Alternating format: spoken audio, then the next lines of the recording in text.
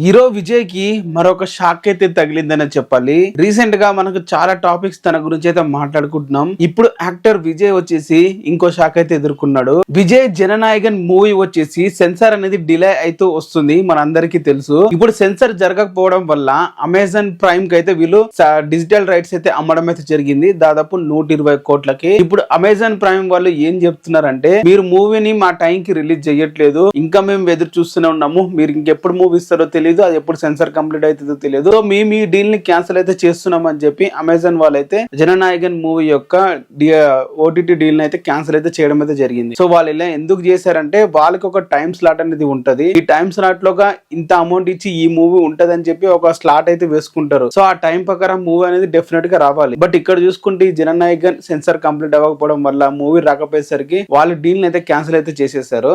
Movie censor అయిపోయి మళ్ళీ release రెడీగా ఉంటే అప్పుడు డీల్ ఇంకా తగ్గించేసి ఇంకా రిలీజ్ అయితే వాళ్ళైతే కొనవచ్చు, లేకుంటే వేరే ఛానల్ వాళ్ళైనా కొనడానికి అయితే రెడీగా ఉంటారు. సో ఎందుకంటే విజయ్ చివరి మూవీ కాబట్టి డెఫినెట్ గా సేల్ అయ్యే మూవీనే.